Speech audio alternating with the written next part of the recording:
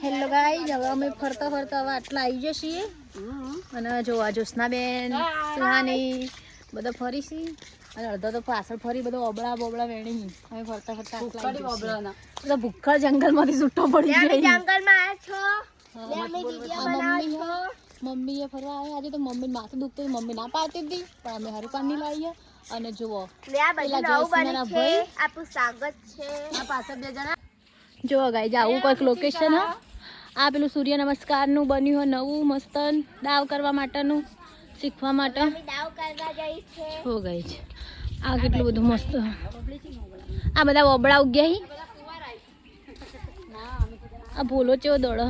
આમ પેલો ભાભી તો ધીરે ધીરે આવી ઓબળા ખાતો ખાતો ભૂખ લાગી હોય એટલે ફરવા આવે છે. અને બધો મારા પાછળ પાછળ આવી. જો ગાઈસ અહીંનું કંઈક લોકેશન આવશે. જો આવું બન્યું મસ્ત. અમે આટલા નવા લોકેશન ઉપર આવી જઈએ.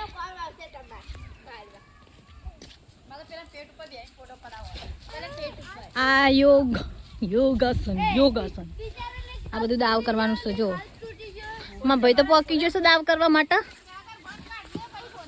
દાવ કરો, ચલો દાવ કરો. જો ગાઈસ આ પહોંચી ગયા છે દાવ કરવા માટે અને અડધો પૂતળો તો બધો તૂટી જઈ અને બોલાય બધું ઊંધું નાખી દીધું. જો ખાલી લોકેશન દેખો કેટલું મસ્ત છે. હાય ગાઈસ જો આ બધી પબ્લિક એ ઓબળા જોયા નહીં એટલા જો ઓબળા વેણી યા ચોરના જમ ઓબળા વેણી જો ખાલી આ જ્યોત્સનાબુને ઓબળા વેણી અને ઓબળા જેટલા હી મસ્ત ઉપર ભોલો ઓબળો ખાઈને જોઈને ગોળ થઈ ગયો છે અને મારા ભાભીએ ગોળો થઈ ગઈ. જો ગાઈસ આવા ઓબળા હોય અને હે મસ્ત પકવી દેવાના પછી ખાવાના.